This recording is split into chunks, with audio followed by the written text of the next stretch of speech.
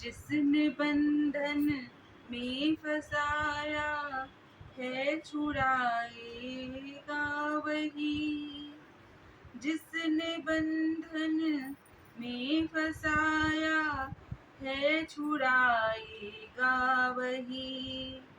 जाल माया मोह के आकर कटाएगा वही।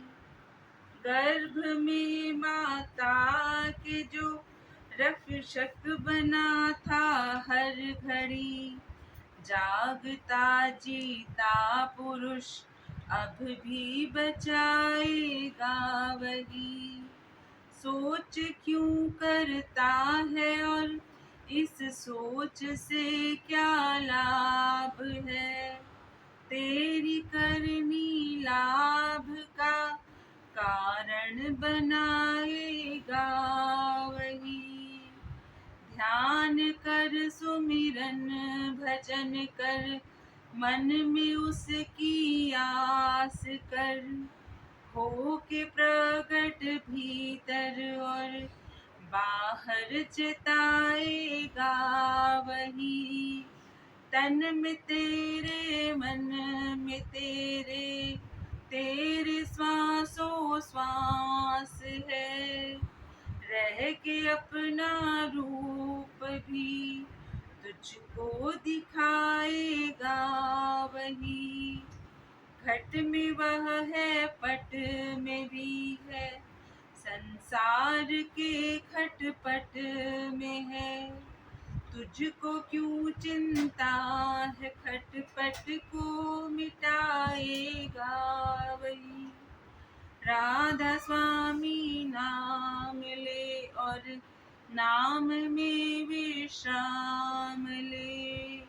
नाम की धुन राग अनहद में सुनाएगा वही।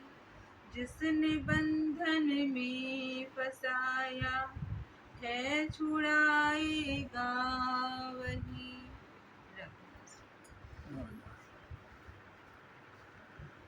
गुरुदेव जगत व्याप्तम ब्रह्मा विष्णु शिवात्मकं गुरु परतरं नहि किंचित् तस्मै श्री गुरुवे नमः।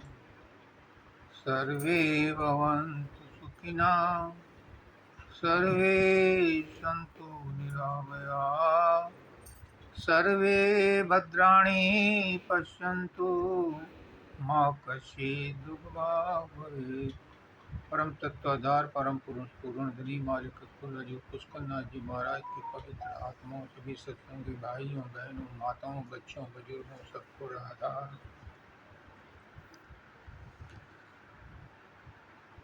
आज का विषय मेरे प्रिय पंकज के लिए है। मैंने उसको कई बार ये शब्द की लाइनें बताई और उसने उनको ध्यान से सुना।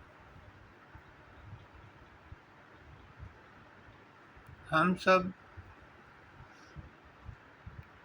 इस संसार में आ गए, अपने आप तो आए नहीं, हमें तो भेजा गया है। पहली बार जब मालिक ने कहा, परमात्मा ने कहा मैं एक से अनेक हो जाऊं, तो अनेक रूपों में वो स्वयं प्रकट हो गया। वनस्पति, पहाड़, पेड़, पशु पक्षी, गंधर्व, किन्नर, यक्ष, सुर, असुर और मनुष्य रूप में वो स्वयं प्रकट हो गया। यानी पहली बार हम उसकी इच्छा से आए। लेकिन अब बार बार क्यों आ रहे हैं इस संसार में? ये हमारी इच्छाएं हैं जो हमें मजबूर कर रही हैं बार बार आने के लिए। हमारी इच्छाएं एक जन्म में पूरी नहीं होती, इसलिए जो बाकी रहती हैं उन्हें अन्य योनियों में भोगने के लिए बार बार आना पड़ता है। और ये सिलसिला अनंत अनंत अनंत काल से चला आ रहा है और अनंत अनंत काल तक चलता रहेगा, क्योंकि हमारी इच्छाएं खत्म नहीं होंगी। उन्हें भोगने के लिए हमें बार बार आना पड़ेगा। और उस मालिक का सिद्धांत है कि वो डेंटिंग पेंटिंग करके ही गाड़ी को चलाएगा। अभी उसको डिसमेंटल करके दोबारा से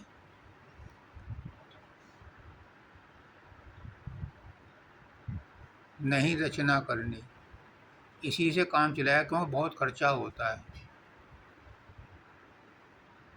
पुरानी गाड़ी को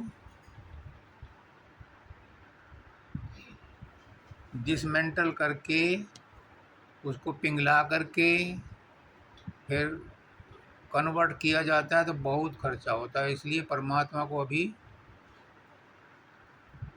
आवश्यकता नहीं है, उसकी दुकान अभी चलनी है, लेकिन हमें परेशानी हो रही। हर आदमी परेशान है। क्या मोदी सुखी है? क्या विपक्ष सुखी है? बाइडेन सुखी है? पुतिन सुखी है? शी सुखी है? कोई सुखी नहीं। इस संसार में जो आ गया वो दुखी है। क्यों? परमात्मा ने ये संसार बनाया ही इसलिए है। जैसे केमिस्ट की दुकान पर दवाइयाँ मिलती हैं, औषधालय में दवाइयाँ मिलती हैं, चिकित्सालय में चिकित्सा होती है, विद्यालय में विद्या मिलती है, अनाथालय में गरीब गुरुभाई मिलेंगे। इसी तरह से उसने इस संसार को दुखालय बनाया है। तो इसमें हर तरफ दुख ही दुख हैं, कोई दुखों से बरी नहीं है। कोई माई का लाल ये नहीं कह सकता कि मैं सुखी हूँ। थोड़े समय के लिए कोई सुख आ जाता है तो वो भी दुख का ही कारण बनता है। दुख तो अपना साथी है, सुख का तो कोई कोई झोंका आता है। क्यों क्यों मैं बार बार सोचता हूँ क्यों ऐसा होता है। परमात्मा के बच्चे हैं, परमात्मा तो परमानंद है, परम संतोषी है, परम सुखी है, और हम उसके बच्चे दुखी क्यों हैं? क्योंकि हमने परमात्मा को भुला दिया।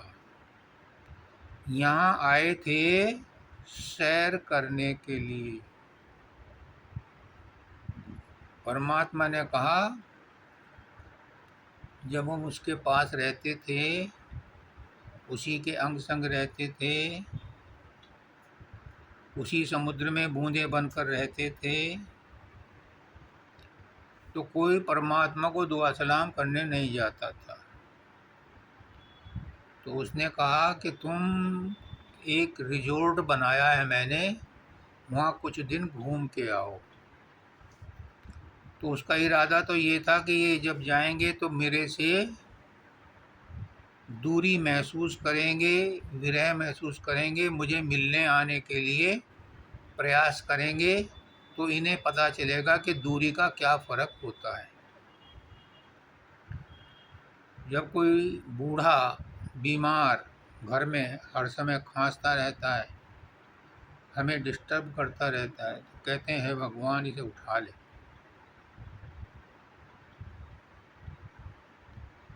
जब वो चला जाता है तो उसकी बातें याद आती हैं कि यार वो होता तो ये हो जाता, ये होता, ये उससे ये पूछ लिया करते, उससे ये पूछ लिया, कम से कम घर की रखवाली तो कर रहा था। तो परमात्मा ने सोचा कि ये लोग मेरे संसार में जाएंगे और वहाँ ये मुझे याद करेंगे और मैं इन्हें बुला लूँगा। लेकिन हम इस संसार को ही अपना घर समझ बैठे, परमात्मा को भूल गए, अपना नाम पता भी भूल गए। जो नाम पता हमें संसार ने दिया, माँ बाप ने दिया, पड़ोसियों ने बताया, उसी को अपना नाम और पता समझ लिया, जबकि ये टेम्परेरी है। हर जन्म में नए नाम और नया पता होता है और कुछ नहीं बदलता, सिर्फ नेम और एड्रेस ही चेंज होता है मृत्यु के बाद।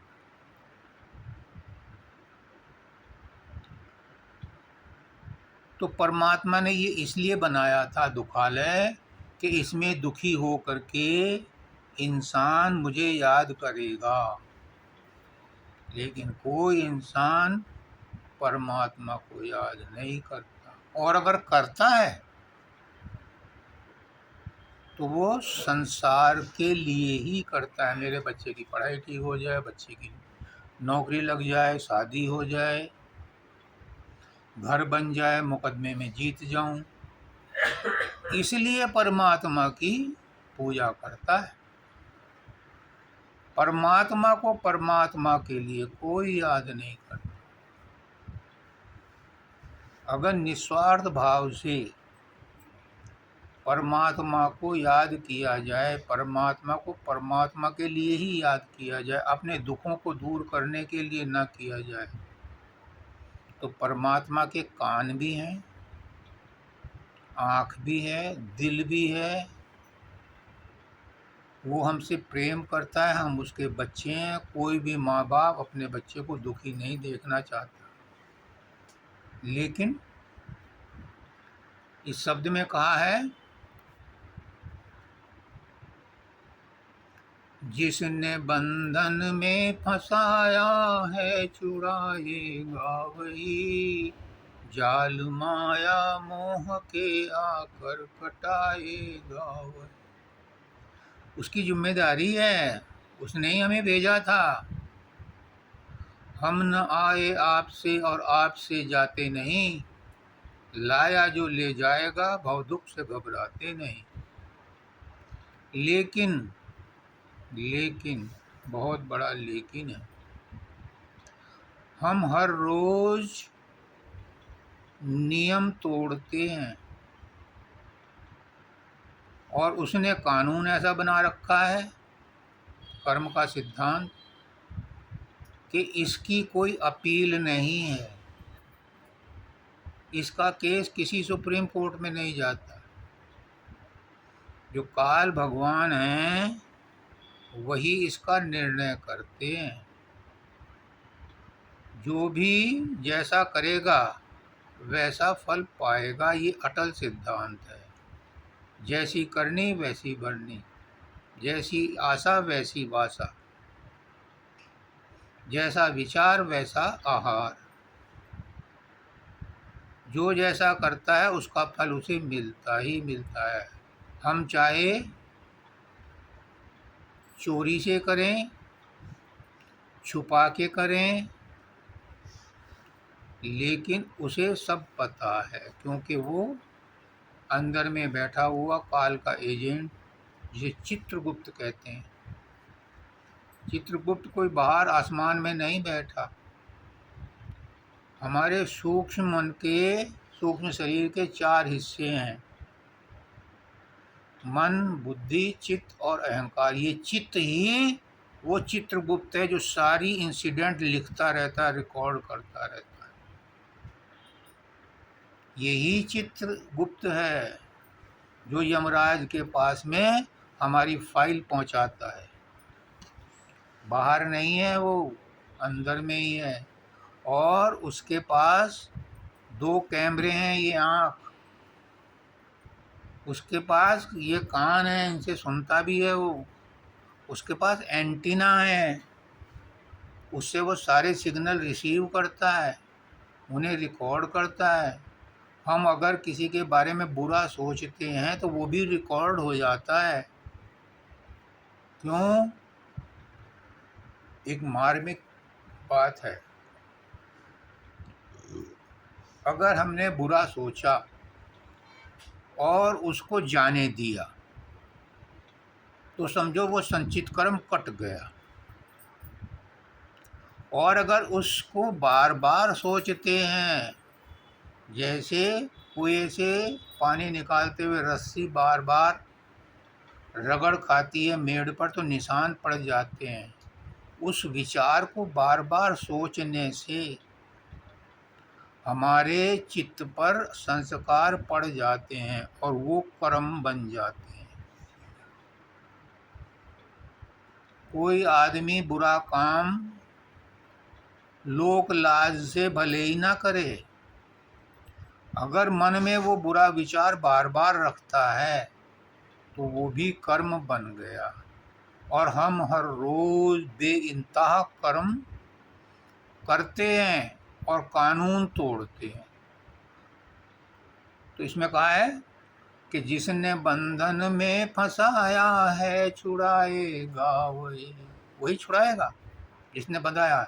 लेकिन उसका एक कानून है कि अब तक के तो मैं तुम्हारे कर्म माफ़ कर देता हूँ। मैंने भी पंकज को यही कहा था, अब तक के तेरे कर्म तो मैंने जला दिए, माचिस लगा दी, संचित कर्म जितने थे सब खत्म।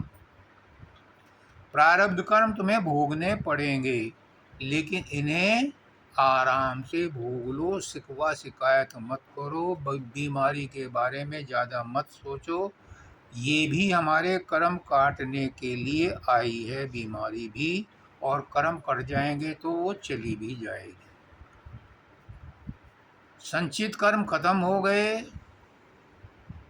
प्रारब्ध कर्मों को आसानी से भोग लो, क्रियमाण कर्म बनेंगे नहीं तो तुम्हारे पास कोई इच्छा बाकी रहेगी नहीं, फिर आत्मा पर बोझ नहीं होगा और गुरुत्वाकर्षण शक्ति का सिद्धांत उस पर लागू नहीं होगा। क्योंकि आत्मा बार बार संसार में कब आती है? जब उसकी इच्छाएं बाकी हों, अतृप्त इच्छाएं हों, तृष्णाएं हों, कामनाएं हों और कर्मों की टोकरी में कर्म बाकी हों, तो वो वजनी हो जाती है और गुरुत्वाकर्षण शक्ति उसे नीचे खींचती है। एक हवाई जहाज, एक पक्षी, कहते हैं गुरुत्वाकर्षण शक्ति का सिद्धांत है कि जो भी भारी वस्तु जमीन से ऊपर उठेगी उसे गुरुत्वाकर्षण शक्ति नीचे खींच लेगी। वो गुरुत्वाकर्षण शक्ति क्या है? मैंने एक दिन विचार किया, वो भी प्रेम की शक्ति है, वो भी प्रेम में अभिभूत है, प्रेम में खिंचाव शक्ति है। बच्चे की तरफ आप जबरदस्ती खींचे चले जाते हैं क्योंकि उसके अंदर प्रेम लबालब भरा है। तो गुरुत्वाकर्षण शक्ति पृथ्वी के अंदर है, वो अपनी आत्माओं को अपनी ओर खींचती है, उसे प्रेम है आत्माओं से। लेकिन जो हल्का होता है उसकी परिधि से बाहर निकल जाता है, उस पर उसका कोई असर नहीं होता। अब पक्षी है, उड़ करके आसमान में जाता है, उसे नहीं खींचती, लेकिन जब वो थक जाता है वो लौट के आता है। हवाई जहाज है, वो भारी होने के बावजूद, अब तो 320 सीटर भी आ गए, एयरबस इससे भी ज़्यादा वाले हैं, वो जितनी देर हवा में रहते हैं उतनी देर उन पर गुरुत्वाकर्षण शक्ति काम नहीं करती। जब वो नीचे स्लाइड डाउन करता है, लैंड करता है, तो गुरुत्वाकर्षण शक्ति एक्टिव हो जाती है और उसे अपनी ओर खींच लेती है। एक दिन मैंने सोचा कि ये तो ठीक है, लेकिन जो रॉकेट छोड़ते हैं, जैसे चंद्रयान भेजा था, वो तो वापस नहीं आया। तो फिर उसका मैंने सोचा कि क्या हुआ होगा। उसके लिए पता नहीं साइंस वालों का क्या सिद्धांत है, मुझे नहीं पता, मैं तो अपने अनुभव बता रहा हूँ। उसने इस प्लेनेट की, पृथ्वी की गुरुत्वाकर्षण शक्ति को तेज रफ्तार से क्रॉस कर दिया और वो दूसरे प्लेनेट की गुरुत्वाकर्षण शक्ति में प्रवेश कर गया, तो फिर वहाँ का जो प्लेनेट है वो उसको प्रभाव में लाएगा। वो वहाँ पर जब लैंड करेगा तो उसकी गुरुत्वाकर्षण शक्ति को जब तक वो नहीं तोड़ेगा दोबारा से वापस आने के लिए, तब तक वो वहीं रहेगा। ऐसे ही हमारी आत्माएं भी हर प्लेनेट में किसी न किसी रूप में फंसी हुई हैं। जब मृत्यु हो जाती है, मृत्यु किसकी होती है? मैंने शुरू के दिन बताया था कि इस सत्संग का एक ही उद्देश्य है, 10 दिन तक यही समझाया जाएगा कि हम कौन हैं, मैं कौन हूँ और मेरा परमात्मा से क्या रिश्ता है। इस बात को समझाने के लिए ये सत्संग का सिलसिला जारी किया है, ताकि जो आत्मा हमारे बीच में थी, अब हमें दिखाई नहीं दे रही, उसको ये ज्ञान हो जाए। वो सुन रही है, यहाँ भी है, वो सब जगह है। आत्मा सर्वव्यापक है,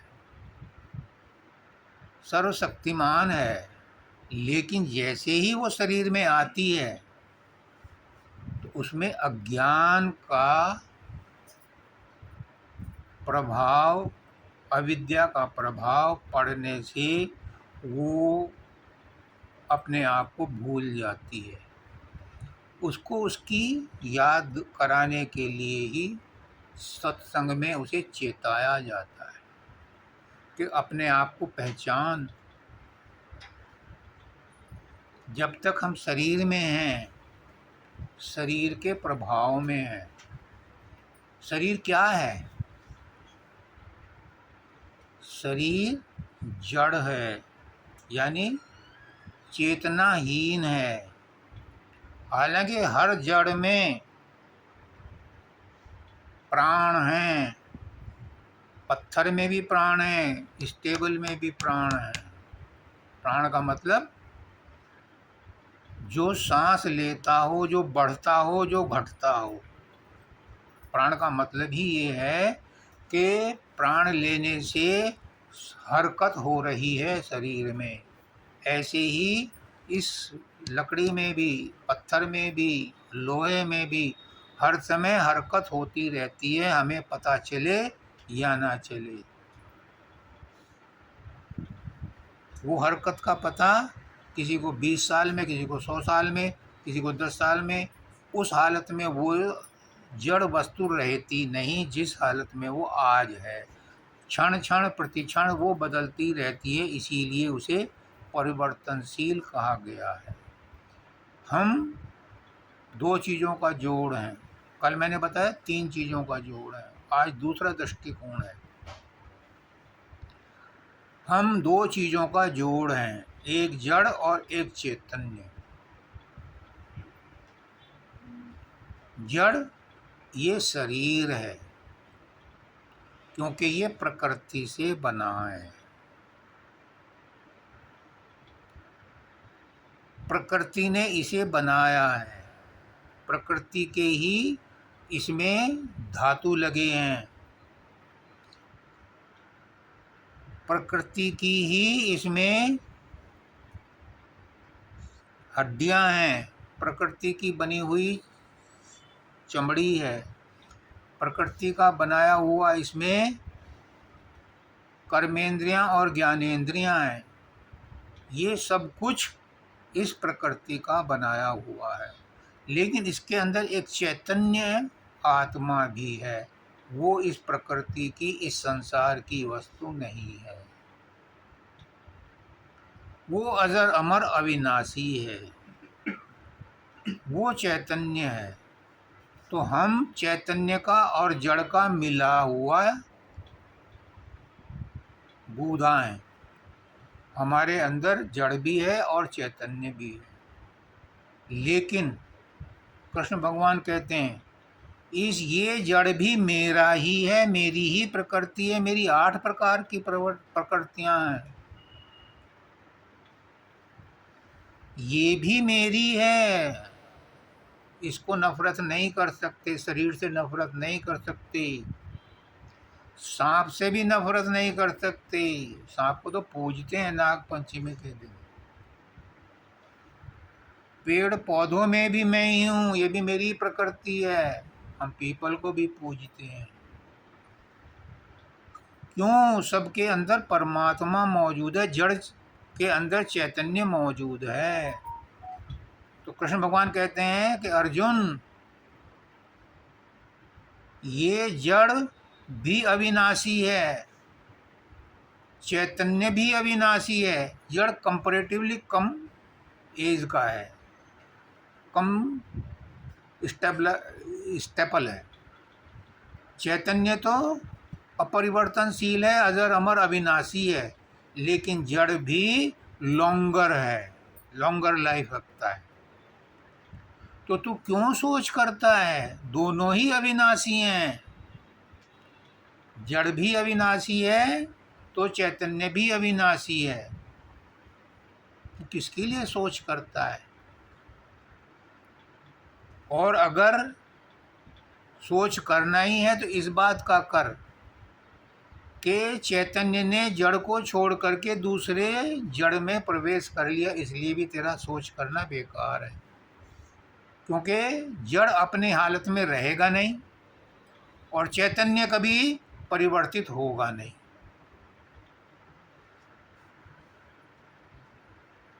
तो जड़ और चैतन्य का जो मिलाप है, इसे समझ लो। मैंने पंकज को समझाया, 5-6 दिन पहले पहुंचा था मेरे पास।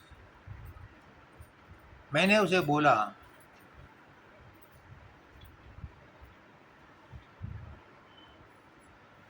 कि मैं शरीर नहीं हूं, मैं जड़ नहीं हूं, ये समझ लो। जड़ का और चैतन्य का संयोग टेम्परेरी है, एक दूसरे में नहीं मिल सकते। पारा पानी में तेल में नहीं मिल सकता, गुण है उसका, वो नहीं मिलेगा। ऐसे ही जड़ चेतन में 100 साल रहे, 150 साल रहे, सतयुग में हजारों हजारों साल रहते थे, लेकिन जड़ का चैतन्य के साथ परमानेंट मिक्सचर हो नहीं सकता। दोनों की क्वालिटी डिफरेंट हैं, तो वो डिफरेंट ही रहेंगी, सेपरेट ही रहेंगी। आत्मा अजर अमर अविनाशी है। इस जड़ शरीर के साथ वो संयोग हुआ है, लेकिन वो परमानेंट नहीं है। तो इसमें शब्द में आया है, जिसने बंधन में फंसाया है छुड़ाएगा वही, जाल माया मोह के आकर कटाएगा वही। वो आता है, अपने असली रूप में नहीं आ सकता, क्योंकि तुम कल भी बताया था कि उसे तुम पहचान नहीं पाओगे। असली रूप में परमात्मा नीचे नहीं आ सकता, क्योंकि उसका सूरज जो सबसे छोटा सूरज है हमारे सौर मंडल का, हमारे प्लेनेट, वो 1 किलोमीटर नीचे आ जाएगा तो सब धरती जल के राख हो जाएंगे, सब वनस्पति खत्म। वो अपने आप में कैसे नीचे आ सकता है? लेकिन वो आता है, अवतार लेके आता है, मनुष्य के रूप में आता है और हमें समझाता है, हमें पार बताने ले जाने के लिए रास्ता बताता है, पर हम उसकी नहीं सुनते। दूसरी बात, हमने अपने आप को अज्ञान के कारण शरीर मान लिया है कि मैं राजेश हूँ, मैं वंदिता हूँ, मैं जानवी हूँ, मैं वृंदा हूँ। अपने आप से या हमारे रिश्तेदारों ने, माँ बाप ने, सब ने बता दिया, हमें पढ़ा दिया बच्चे को शुरू में कुछ पता नहीं होता तो वो परमात्मा के नज़दीक रहता है। फिर उसे कहते हैं ये कबूतर है, कैसे कबूतर, गैसे गमला, कैसे खरगोश। उसे सब चीज़ों का ज्ञान करा देते हैं और कहते हैं तू जाह्नवी है, तू वृंदा है, तू राजेश है। हमें ये रटा दिया जाता है, पढ़ा दिया जाता है कि ये शरीर ही मैं हूँ। अब जड़ चेतन की गांठ पड़ गई। हमने सत को असत मान लिया, असत को सत मान लिया और असत से चिपक गए। तो ग्रंथि खुले तो कैसे खुले? जड़ चेतन कभी साथ रह नहीं सकते। साथ तो रहेंगे पर मिक्स नहीं हो सकते। उनका स्वभाव अलग अलग है, क्योंकि जड़ इस संसार की प्रोडक्ट है और आत्मा परमात्मा की अंश है। दोनों साथ तो रहते हैं। एक पेड़ पर दो पक्षी हैं, एक उसके फल को खाता है और वहीं फंसा रहता है। दूसरा पक्षी उस फल को नहीं खाता, वो अनासक्त रहता है, वो उससे अलग रहता है। और जो अलग रहता है वही परमात्मा है, वही परमात्मा के पास रहता है। तो आगे क्या है? गर्भ की माता में वो रक्षक बना था हर घड़ी। जब बच्चा गर्भ में आता है तो उसकी रक्षा कौन करता है? मैंने ये भ्रम पंकज के दिमाग से निकाल दिया था। ये मत समझना कि परिवार को तुम पाल रहे हो। तुम्हें कौन पाल रहा है? अब मुझे वो परमात्मा पाल रहा है, तो मैंने कहा बस परिवार को भी वही परमात्मा पाल रहा है। तुम अगर नहीं होगे, परमात्मा जब एक सहारा छीनता है तो दूसरा सहारा पहले से तैयार करके रखता है। एक टॉलस्टॉय की छोटी सी कहानी है, संदर्भ आ गया इसलिए बताना है। रसा में एक लेडी थी। रात को 10 बजे उसे लेबर पेन हुआ। यमराज ने अपना दूत भेजा कि उस लेडी को ले आओ, उसका समय पूरा हो गया। दूत आया, उसने देखा कि इसको लेबर पेन हो रहे हैं और बच्चे भी 2 हैं। उसे तरस आया, वो खाली हाथ चला गया। यमराज ने पूछा क्यों नहीं लाया? अब मुझे दया आ गई। बेवकूफ़, तेरा काम दया करने का है, मैंने मेरे हुक्म का पालन नहीं किया, तू जा मृत्यु लोक में उसी गांव में जन्म ले। दूसरे दूत को भेजा, वो उस औरत के प्राण ले आया। लेकिन तभी क्या घटना घटी? एक नर्स रात की ड्यूटी करके अपने घर जा रही थी और उसी झोंपड़ी के पास से गुजर रही थी, तो उसने आवाज़ सुनी और वो अंदर गई। उसने प्रसव कराया, उस औरत के प्राण चले गए और उन दोनों बच्चों को अपने साथ ले आई। जब 5-6 साल बाद वो औरत एक मोची के पास गई अपनी बकरी का खाल लेकर के कि भाई इस खाल के 2 जोड़ी जूते बना दे। तो उस मोची ने पूछा कि बहन, तेरे तो कोई शादी हुई नहीं, तेरे तो औलाद थी नहीं, तो छोटे बच्चों के जूते बनवा रही है, बना तो दूंगा, पर मेरे मन में जिज्ञासा पैदा हुई कि किसके लिए चाहिए। तो उसने वो कहानी सारी नरेट कर दी। अब जो दूत वहाँ से भेजा गया था पृथ्वी पर, वो उसी मोची के यहाँ पैदा हुआ था। उसने जब सुना तो कानों पे हाथ लगा, ओ मैंने ये भूल की थी कि इस पर तरस खाया कि इसका कौन रखवाला होगा, लेकिन रखवाला तो उसने पहले ही बना दिया था।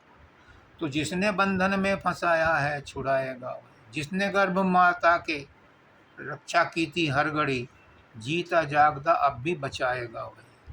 जब माता के गर्भ में उसने हमारी रक्षा की है तो अभी भी हमारी रक्षा वही कर रहा है, हम नहीं कर रहे।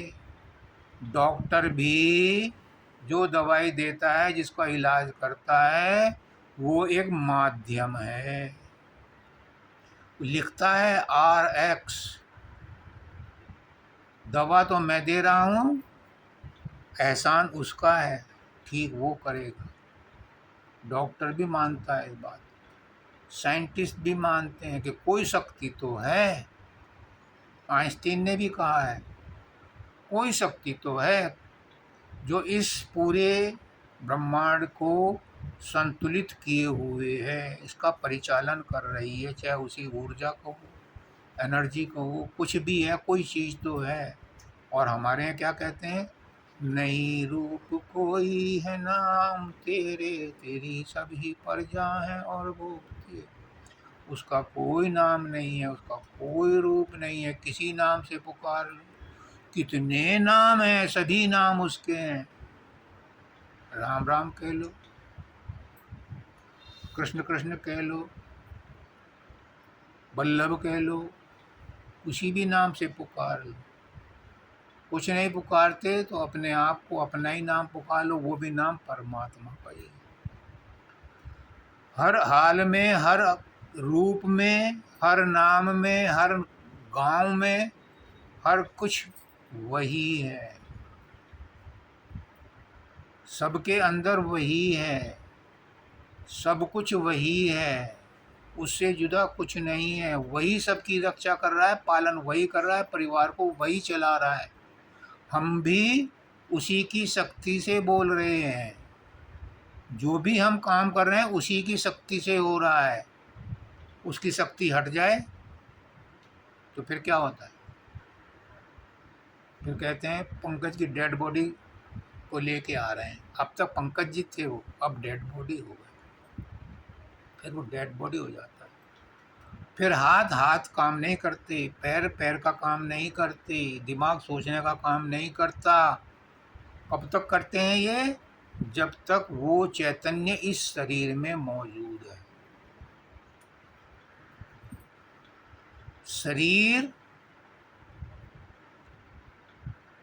आवश्यक है प्राकट्य के लिए, इच्छाओं को भोगने के लिए शरीर जरूर चाहिए। यहाँ तक कि परमात्मा को महसूस करने के लिए, अनुभव करने के लिए भी शरीर चाहिए। बिना शरीर के सूक्ष्म शरीर में कोई परमात्मा को नहीं मिल सकता। देवी देवता का शरीर नहीं होता, इसलिए वो परमात्मा को नहीं मिल सकते। रही बात, ये बात हमारी समझ में आती नहीं, क्यों? इसका एक कारण है, और वो कारण ये है कि हम समझना किस यंत्र से चाह रहे हैं। हम अपनी बुद्धि से उसे समझना चाह रहे हैं, और वो मन बुद्धि से परे है। तो उसकी समझ हमें तब तक नहीं आएगी जब तक हमारी बुद्धि इतनी सूक्ष्म नहीं हो जाएगी जितनी के आत्मा सूक्ष्म है। जब आत्मा के बराबर बुद्धि सूक्ष्म हो जाएगी, आत्मा के सबसे नजदीक बुद्धि है।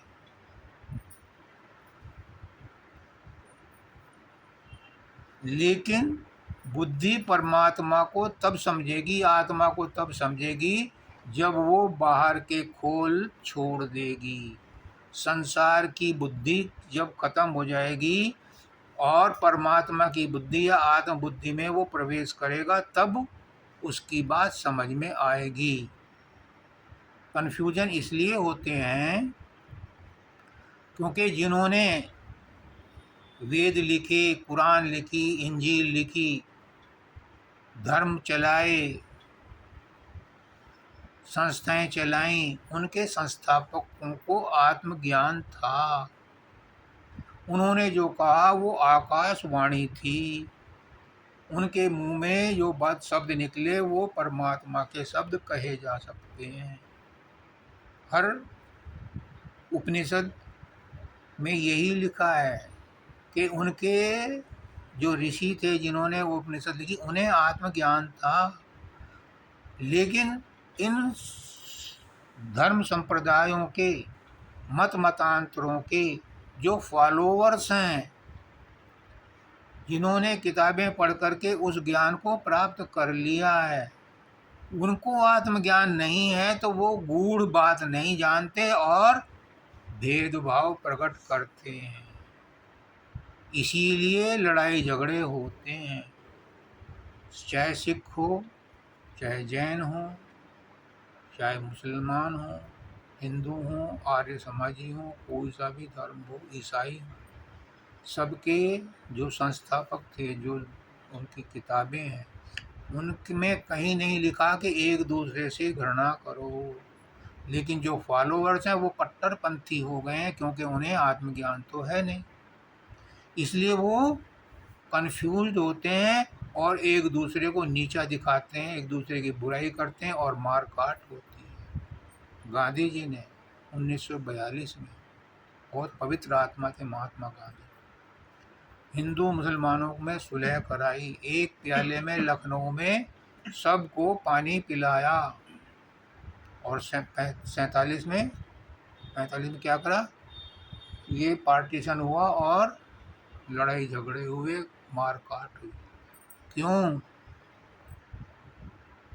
क्योंकि वो बात उनके भौतिक स्तर तक ही थी, अंतरात्मा में नहीं पहुंची थी। अंतरात्मा में पहुंचती तो अंतरात्मा में पहुंचने के बाद सबको अंदर परमात्मा एक ही है दिखाई देता, फिर भाई का भाई कला क्यों काटेगा।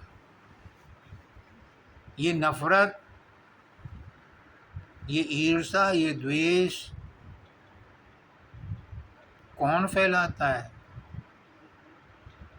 काल नहीं चाहता कि उसकी सृष्टि खत्म हो, इसलिए वो भ्रमित करता है, अज्ञान फैलाता है, अविद्या फैलाता है, ताकि लोग कानून तोड़ें और यहीं रहें। आगे क्या कहते हैं? सोच क्यों करता है और इस सोच से क्या लाभ है? मैं उसको यही कहता था कि तू किस बात का सोच करता है, सारी चिंताएं मुझे दे दे ला। गुरु कहता है, हमारे एक शब्द में आता है, सब करनी मैं आप कराऊं, पहुंचाऊं धुर दरबारा, पर एक शर्त है, अपनी चिंता मैं चितधारी, है। तेरी चिंता मैं चितधारी। हाँ, तेरी चिंता मैं चितधारी, तू अचिंत रह धरो प्यारा। तुम अपनी चिंताएं परमात्मा को दे दो, गुरु को दे दो, वो लेने को तैयार है। अगर मूर्ति के सामने मंदिर में जाकर के कहो कि मैं चिंताएं दे रही हूँ, तो आपने तो दे दी, उधर से एक्नॉलेजमेंट नहीं आएगा। गुरु कहता है छाती ठोक के, लाओ अपनी चिंताएं मुझे दे दो,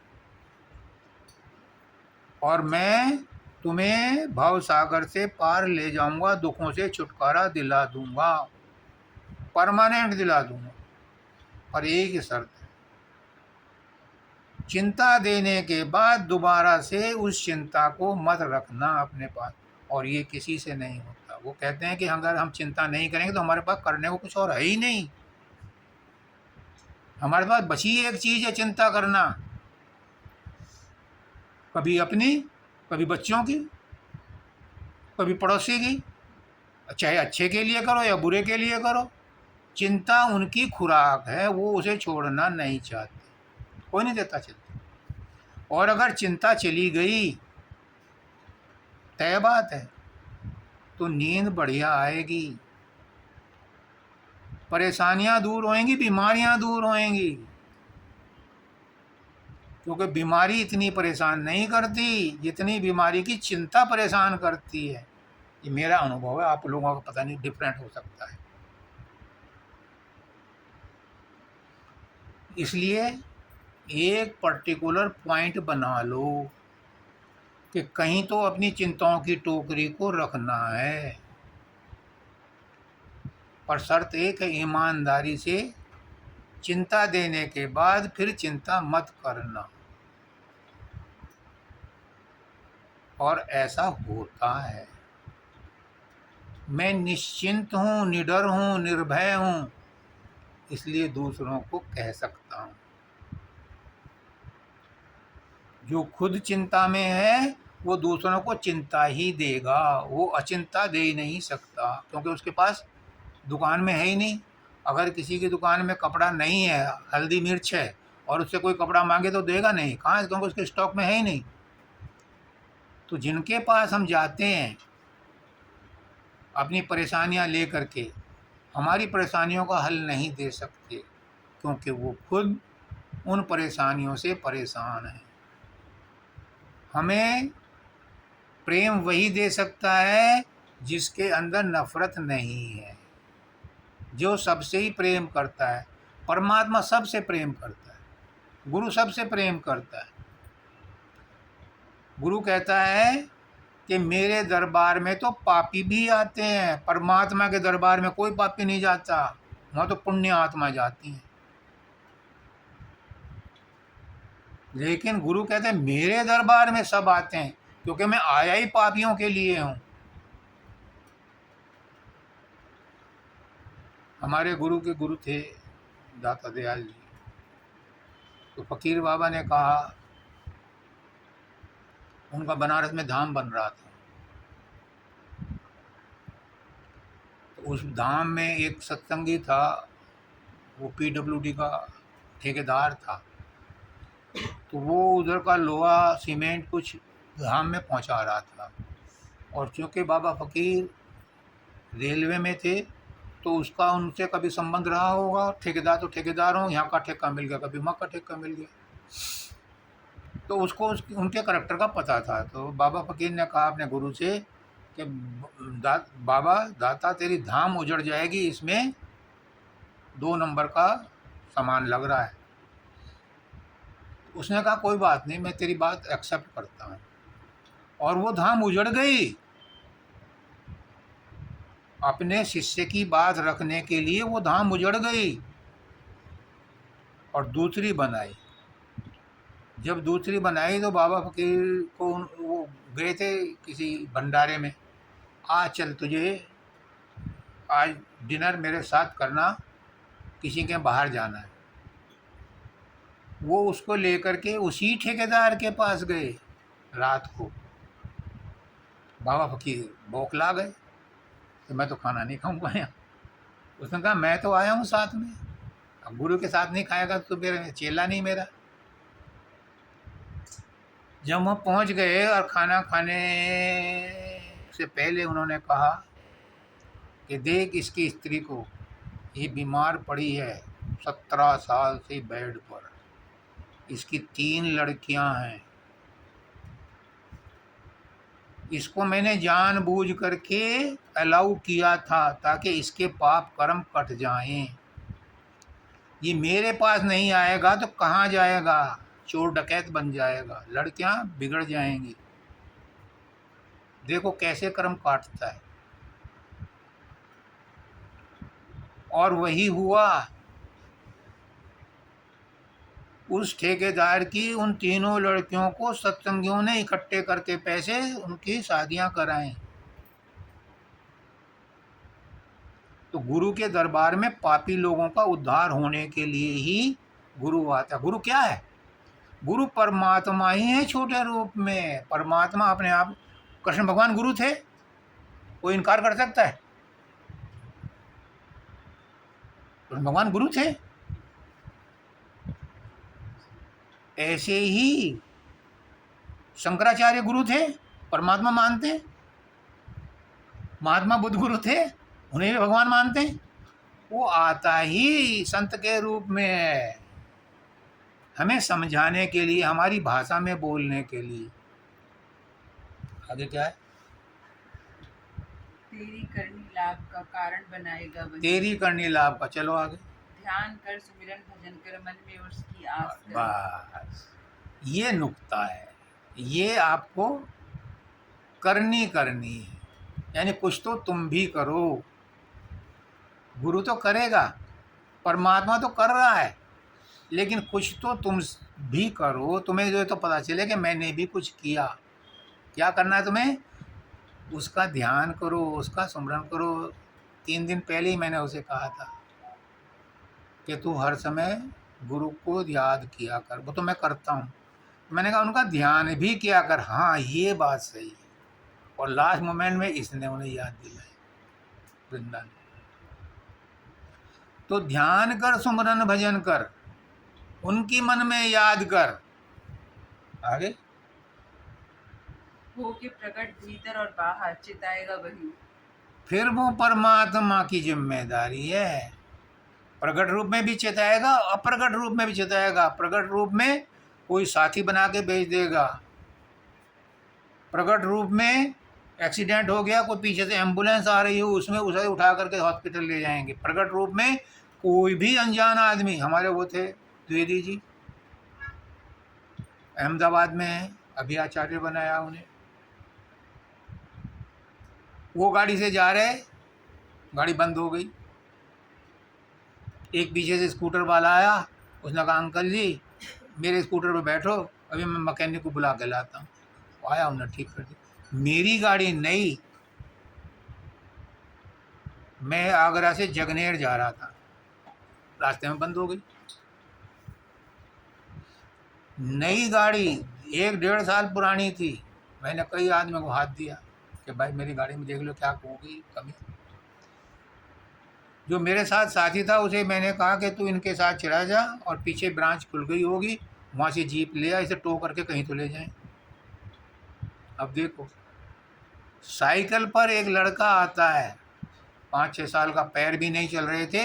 जब एक पैर मारता था पेडल पे तो दूसरा जब पैर अड्डाता था उस पर तब दोबारा मारता था। इस तरह से चला रहा था वो। उसके पीछे एक बुढ़ा बैठा था। उसने कहा बाबूजी गाड़ी कहाँ जा रही है, गर्मी बहुत है और मैं चाह रहा हूँ कि बुढ़े को आप थोड़ा सा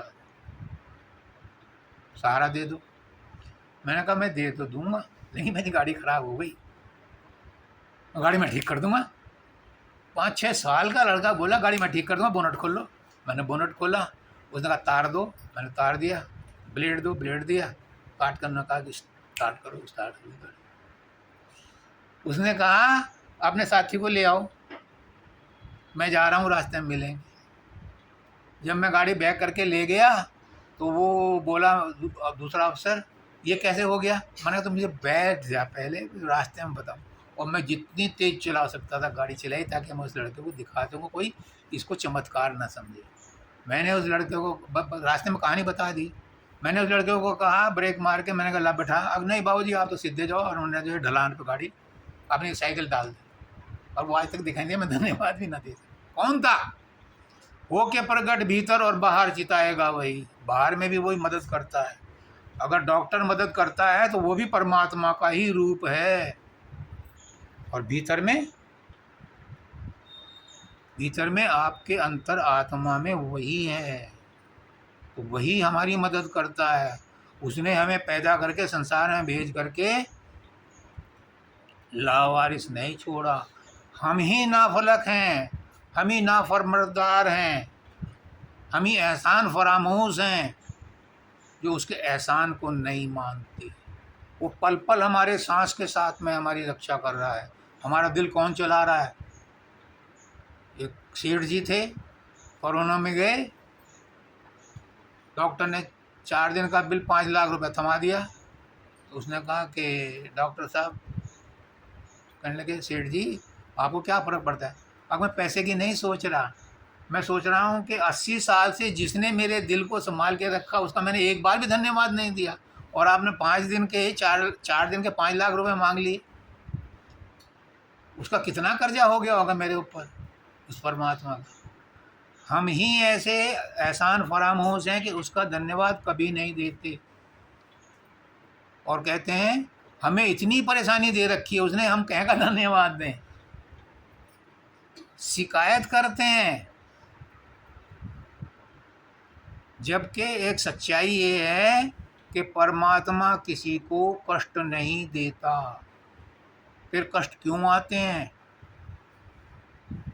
ये इसलिए आते हैं कि हम कानून तोड़ते हैं काल भगवान का। जब हम उसका कानून तोड़ते हैं तो उसकी सज़ा मिलती है, जैसा करोगे वैसा भरोगे, इसलिए कष्ट आते हैं। परमात्मा तो उनमें भी रक्षा करता है, बार बार कहता है समझ जा समझ जा। गुरु कहता है तेरे सारे कर्म काट दिए, मुझे लिख करके दिया है मेरे गुरु ने, तेरे सारे कर्म कट गए, मैंने माचिस लगा दी, आइंदा मत करना। अगर आइंदा करोगे तो पिछले वाले भी आ जाएंगे।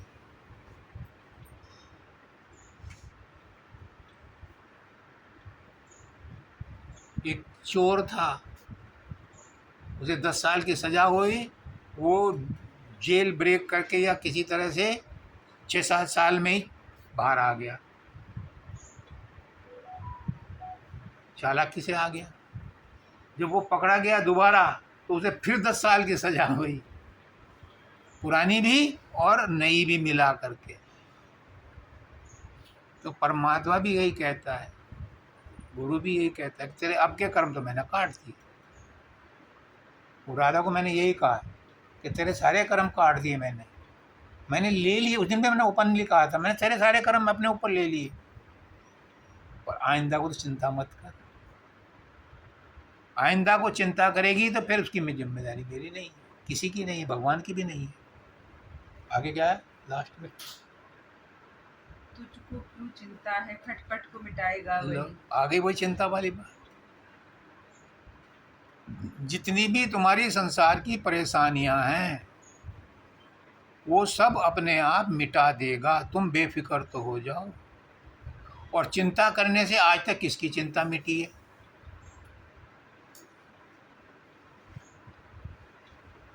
हमारे बहनोई थे, जब तो मैं बैंक की सर्विस में ही था, तो एक दिन मैं गया गांव में, अक्सर जाता था। तो एक दिन मेरी बहन ने कहा ये बहुत चिंता करते हैं। तो मैंने कहा 5-7 आदमियों को बुला कर, पड़ोसियों को भी, आओ भाई आओ, आज बैठो यहाँ, क्या करें, चिंता करो, सब मिलकर चिंता करो, इनकी चिंता कम हो जाए। अब उन्हें बात समझ में आ गई।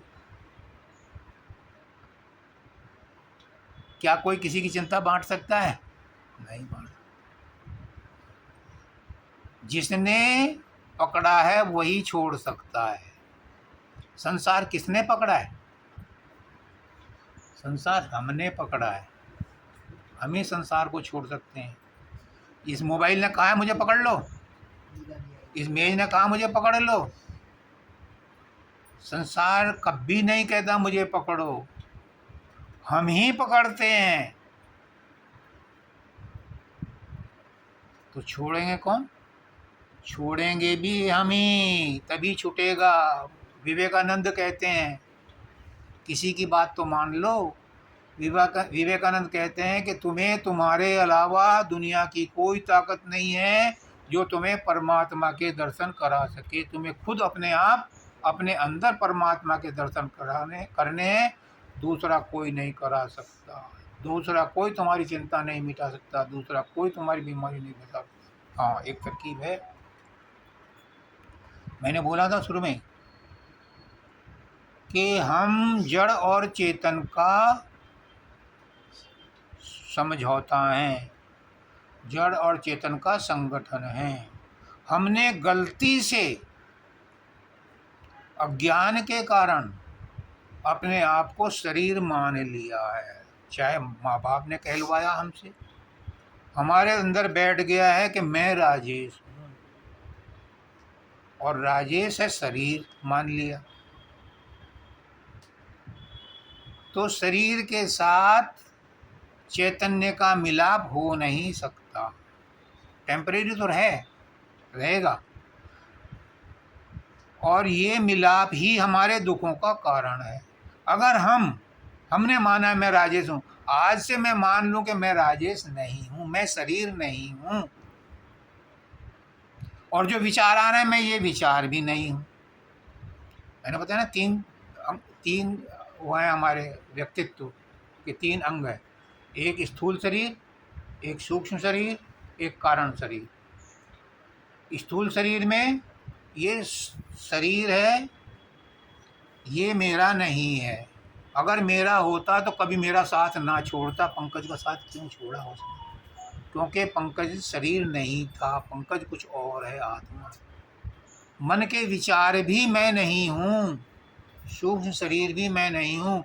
अभी भी आज की तारीख तक भी 10 दिन तक आत्मा सूक्ष्म शरीर के साथ रहती है, प्राण के साथ रहती है।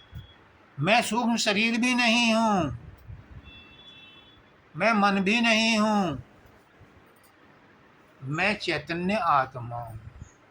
जिस दिन से हम ये मान लेंगे उस दिन से बीमारी भी नहीं आएगी, चिंता भी नहीं आएगी। लेकिन ये अज्ञान आज का है, अरबों खरबों जन्मों का है। एकदम से मेरे कहने से आप इस पर विश्वास नहीं कर सकते। इसके लिए समय चाहिए। अगर आपके मन में ये विश्वास बैठ जाए, इसके मन में बैठ गया, बहुत भाग्यशाली होती हैं वो आत्माएं। 10-15 साल पहले हमारे गुरुजी आए यहाँ गाजियाबाद में, एक शादी थी, त्यागी जी थे, तो हमारे घर पे आए। ये और पंकज भी मिलने गए। उनको देखते ही इसकी आंखें चढ़ गईं। मुझे बुला के कहते हैं, राजेश ये पका हुआ फल है, इसे संभाले नहीं तो बिखर जाएगा, टूट जाएगा, बर्बाद हो जाएगा। क्या था मुझे पता नहीं था। इसने बाद में बताया कि किसी के कहने से इसने ध्यान लगाना शुरू कर दिया और इसकी आंखें ध्यान लगाते ही चढ़ जाती थी पुतलियां ऊपर। वो गुरुजी को दिखाई दे गई जब इसकी आंखें चढ़ गई। अब उसके बाद आई गई होगी, ख़त्म होगी, मैंने भी इतना सीरियसली नहीं लिया। तो ये 10-15 दिन बाद आई। मैं क्या करूं? मैंने क्या करने का मतलब, मेरी जान ज़्यादा नहीं थी।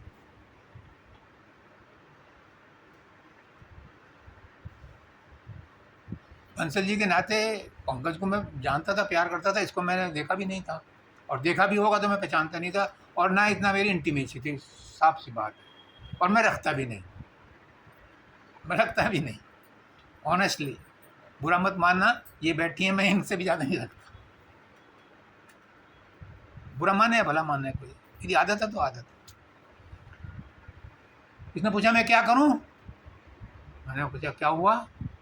और उस दिन गुरुजी कह गए थे, अरे तू राजेश तू फंस गया। मैंने कहा तू जो कर रही वो छोड़ दे। और इसने पत्थर की लकीर मान ली, उस दिन से वो काम छोड़ दिया। 6 महीने बाद आई, अब क्या करूं? मैंने कहा अब क्या हो गया? अगर आपने कहा था छोड़ दे, मैंने छोड़ दिया, अब क्या करूं?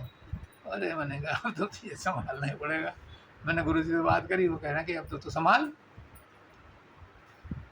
तब फिर मैंने इसको सिस्टमेटिकली कि कैसे ध्यान करते हैं, और आज ये आचार्य है, ये इस स्थिति में है कि दूसरों को गाइड कर सकती है।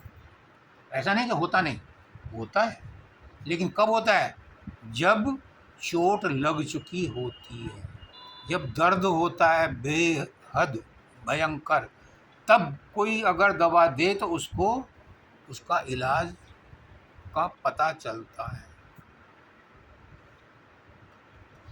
क्या है? राधा स्वामी नाम नाम में विश्राम में। अब राधा स्वामी बताता हूँ क्या है। ये कोई मत नहीं है, कोई नाम नहीं है, कोई नया पंथ नहीं है। राधा आत्मा है, स्वामी परमात्मा है। राधा क्यों नाम रख दिया उसका? क्योंकि कबीरदास ने कहा था, कबीर धारा अगम की सदगुरु दई बहाए, और ताई उलट सुमरन करो स्वामी संग मिलाए। तो स्वामी जी महाराज ने इसको उसके साथ जोड़ दिया कि जो धारा ऊपर से चली थी परमात्मा की, उसे उल्टा करके चलो तो धारा से राधा बन गया। राधा को सुमरन करो तो स्वामी के साथ मिल जाएगी। तो ये ना समझें कि कोई अलग पंथ है, अलग धर्म है, अलग कुछ है, कुछ नहीं। कोई सा भी नाम ले लो, हमारे यहाँ कोई एतराज़ नहीं। तुम राम राम कह रहे हो, राम राम ही कहो, लेकिन राम राम कहना भी किसी के माध्यम से करो। एक राजा था, टाइम हो गया, एक राजा था, वो गया एक महात्मा के पास कि मुझे दीक्षा दे दो, और शाम का टाइम था। तो महात्मा जी बोले कि राजन, राम राम जपा करो।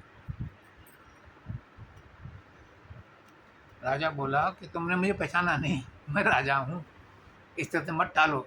ये तो सुबह को भिखमंगे भी रोज राम राम कहते कहते सड़क पर घूमते हैं। उसने कहा कि अभी तो शाम का टाइम है, तो आप राजधानी लौटो, मैं आऊँगा 15-20 दिन बाद, तो इसका मैं आपको प्रमाण दूँगा। 15 दिन 20 दिन बाद, महीने भर बाद वो साधु गया, महात्मा गए, गुरु जी गए। तो उसने जाते के साथ ही कहा, ए सिपाही, उस राजा को बंदी बना लो। कुछ असर नहीं हुआ। नज़दीक पहुंच गया, उसने कहा कि इस राजा को बंदी बना लो। तो जो वहाँ लोग बैठे थे उनको गुस्सा भी आया। तीसरी बार वो सिंहासन के पास पहुंच करके बोला, जो उसके पर्सनल गार्ड थे, इस राजा को बंदी बना लो। अब राजा को गुस्सा आ गया, उसने कहा कि इस साधु को बंदी बना लो। 1 मिनट में उसे बंदी बना लिया। तो साधु बोला कि महाराज समझ गए मेरी मतलब, मेरी बात का। अब क्या, मैंने 3 बार कहा इसे बंदी बना लो, किसी पर असर नहीं हुआ, और आपने 1 बार कहा मुझे बंदी बना लिया। क्यों? क्योंकि मेरे कहने में वो अथॉरिटी नहीं थी। आपके कहने में अथॉरिटी थी, इसलिए आपकी अथॉरिटी का पालन हुआ। जो मैंने नाम दान दिया था आपको राम राम कहने का, वो मेरी अथॉरिटी थी। जो बाजार में घूमते फिरते हैं और रोज़ सुबह को आपके महल में मांगने आते हैं, वो जो राम राम कहते हैं, उनके पास अथॉरिटी नहीं है। मैं अथॉरिटी दी थी, मेरे पास अथॉरिटी थी। मेरी बात को मानते तो वो राम राम जपना तुम्हें कारगर होता।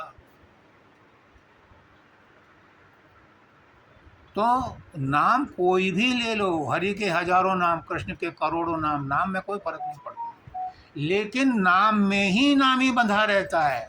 तुलसीदास जी कहते हैं कि नाम पुकारोगे तो नाम ही पीछे पीछे आता है सेवक की तरह से। राम राम पुकारोगे तो राम पीछे पीछे जाते हैं, लेकिन शर्त है कि मन मेरा निर्मल भया जैसे गंगा नीर, और पाछे पाछे हरि फिरे कहत कबीर कबीर। फिर परमात्मा आपके पीछे पीछे फिरेगा, परमात्मा आपके साथ साथ चलेगा, परमात्मा हर कदम पर आपका हाथ पकड़ेगा।